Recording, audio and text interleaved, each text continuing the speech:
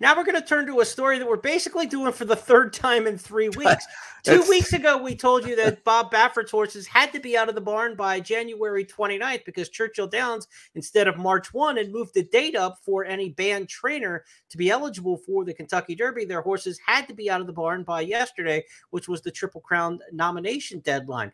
Then last week, we told you Bob Baffert had dropped his suit, his appeal against Churchill Downs for the disqualification of Medina Spirit in the 2021 Kentucky Derby.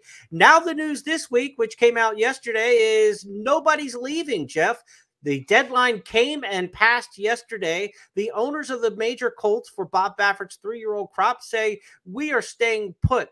That January 29th deadline had all the drama of Y2K. We thought the world was going to end on the 1st of January 2000, and it turned out the clock just turned over and nothing happened. Same thing in this Baffert story. Nothing happened yesterday. Well, it was like a punch and counter punch here.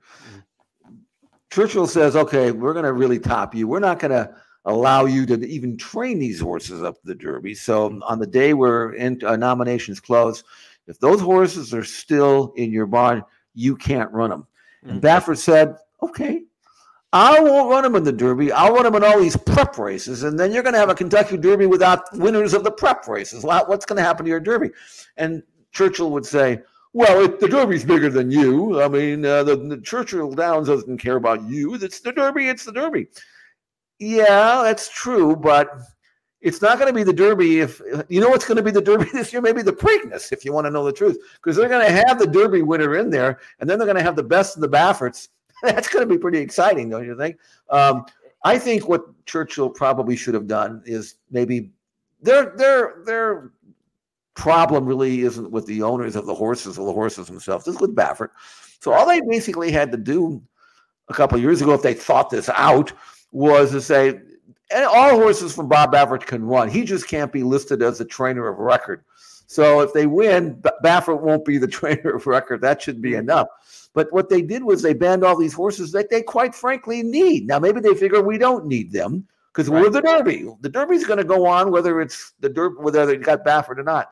And Bob Baffert said, okay, fine. I've got the best horses, which he may or may not have. So we'll just say sayonara to you, and we'll point for the rest of the year because guess what? If you're not a good horse, even if you win the Derby, no one cares in July, August, September, October, or November. They kind of forget about you unless you don't remember which strike and mage. So I think it's maybe they can just get together in a room after this and figure it out. But I find it's going to be funny because there could be at least 2 and maybe 3 horses that would be major players in the Kentucky Derby that just aren't going to be there. And I don't really think the connections of these horses and Bob Baffert really care anymore. It's interesting because, like, Churchill is emboldened by the fact that the last 2 Kentucky Derby editions didn't have Baffert, and they were the 2 highest handling Kentucky Derbies of all time, 2022, and then 2023 beat it. So the business is bigger than Bob Baffert. They've proven that the past 2 years. Reincarnate horses like that to the Derby for Baffert. It depends when it comes down to, does Baffert matter to the Derby or not, is what does he have on the first Saturday in May, right? Who's healthy and how good are these horses as we get through the trail? If the horses from this particular list that we're looking at, if 3 or 4 of these are among the top 5 horses in America at that point in time, then it's a Kentucky Derby with an asterisk to a purist who's looking for the best horses of the year to run in the Kentucky Derby. If it turns out that these horses don't make it down the trail, they don't stretch out, they get sidelined by injury, and we're going to the Kentucky Derby anyway with his big players, if he's got another reincarnate kind of horse who's left at Derby time, nobody's going to miss him. So it really all comes down to what happens between now and then. But when you look at the names of the horses on this list, Jeff, there's some awfully good ones. And, you know, it starts Coach Prime at the top, Nisos. These are horses we could see as soon as this weekend in the Bob Lewis. And, you know, these horses for Baffert, they continue to work and train towards their next potential spots. Here's Coach Prime in action working here on XBTV just a couple days ago. Yesterday, in fact, the Monday work on the 29th. I mean, what are your thoughts of this crop of Baffert horses? Are they at the top of this 3-year-old division? I think there could be 3 in there. And I actually like Coach Prime, even though he did not run well in the low sell. Well, he didn't didn't run badly. He just, got beat.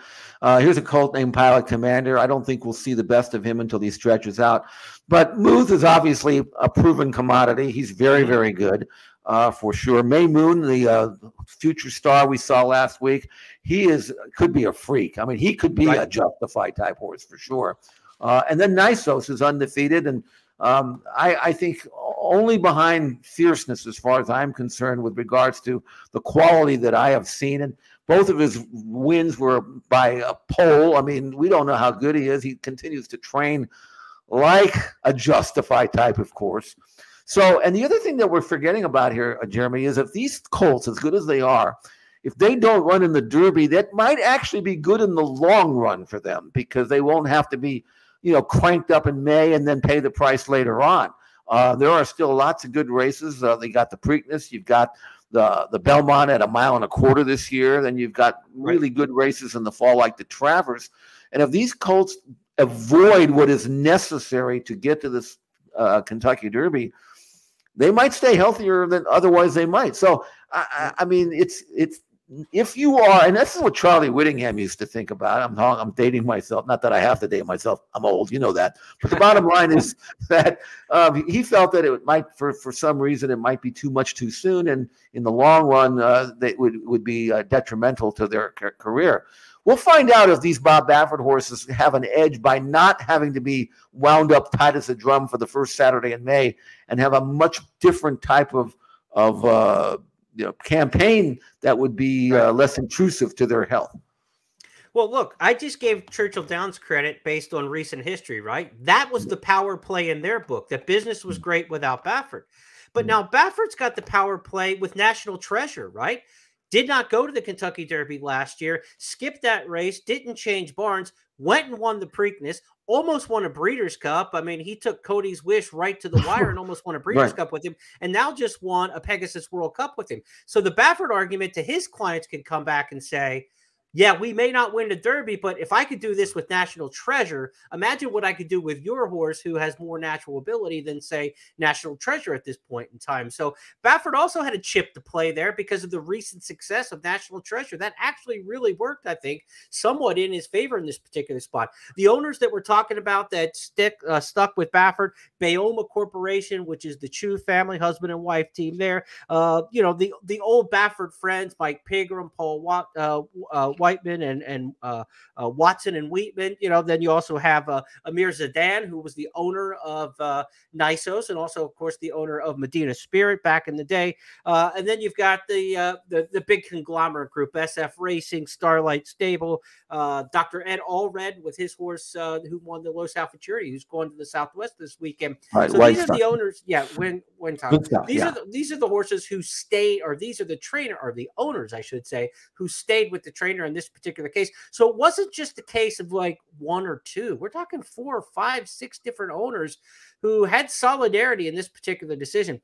I don't know what's right. I don't know what's wrong. It seems like the third year by Churchill Downs was punitive for you didn't apologize enough. That doesn't seem right to me. The moving the date up doesn't seem right. But it's kind of like a WWF match where they take 2 bad guys and put them against each other, right? Yeah. You're not supposed to root for the Iron Sheik. So I don't know, when you kind of match Churchill Downs up against Baffert in this case, I don't know that there's a clear-cut public sentiment on who's right and who's wrong, because they're kind of both coming from the role of the heel in this particular case. And so you have the guy who was caught cheating and with the violation. You have the track who's kind of moving the goalpost and changing the rules, the corporation that's doing it. I don't know. There's no winner in this at all. No.